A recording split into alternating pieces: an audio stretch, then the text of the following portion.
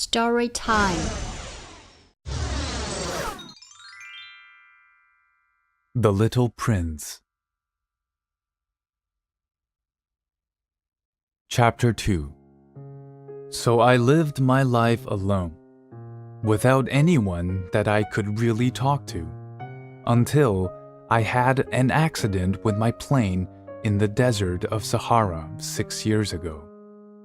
Something was broken in my engine, and as I had with me neither a mechanic nor any passengers, I set myself to attempt the difficult repairs all alone. It was a question of life or death for me.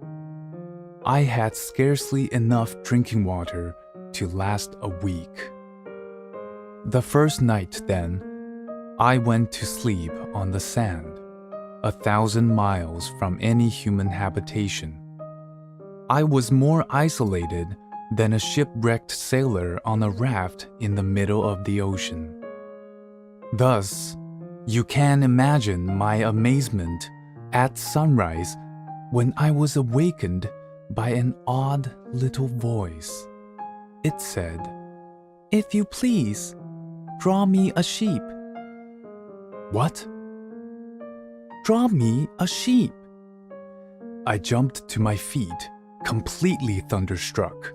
I blinked my eyes hard. I looked carefully all around me, and I saw a most extraordinary small person who stood there examining me with great seriousness. Here you may see the best portrait that later I was able to make of him, but my drawing is certainly very much less charming than its model. That, however, is not my fault.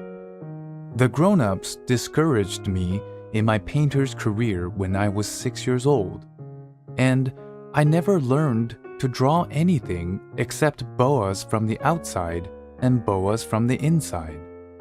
Now, I stared at this sudden apparition with my eyes fairly starting out of my head in astonishment.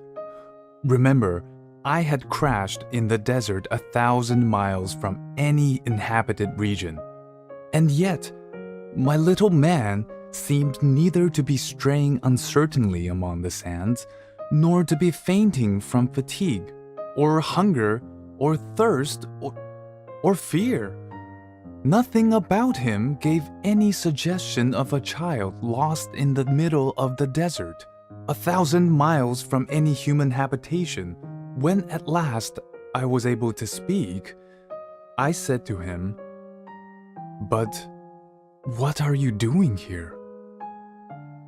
And in answer he repeated, very slowly, as if he were speaking of a matter of great consequence, "If you please, draw me a sheep." When a mystery is too overpowering, one dare not disobey. Absurd as it might seem to me, 1,000 miles from any human habitation and in danger of death, I took out of my pocket a sheet of paper and my fountain pen.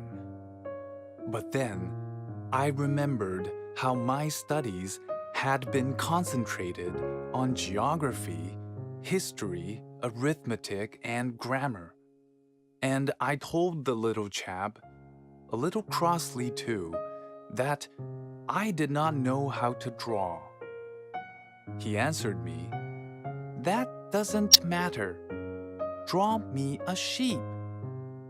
But I had never drawn a sheep, so I drew for him one of the two pictures I had drawn so often. It was that of the boa constrictor from the outside. And I was astounded to hear the little fellow greeted with, "No, no, no. I do not want an elephant inside a boa constrictor. A boa constrictor is a very dangerous creature, and an elephant is very cumbersome. Where I live, everything is very small. What I need is a sheep. draw me a sheep." So then I made a drawing. He looked at it carefully. Then he said, "No, this sheep is already very sickly. Make me another." So I made another drawing. My friend smiled gently and indulgently. "You see yourself," he said, "that this is not a sheep. This is a ram. It has horns." So then I did my drawing over once more. But it was rejected too, just like the others. "This one is too old. I want a sheep that will live a long time." By this time, my patience was exhausted because I was in a hurry to start taking my engine apart. So I tossed off this drawing, and I threw out an explanation with it. "This is only his box.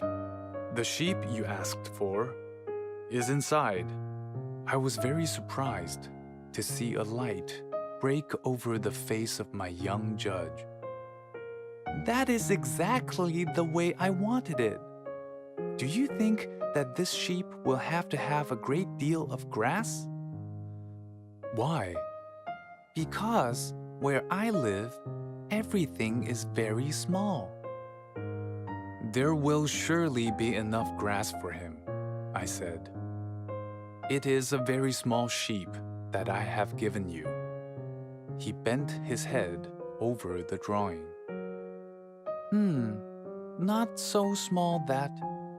Look, he has gone to sleep."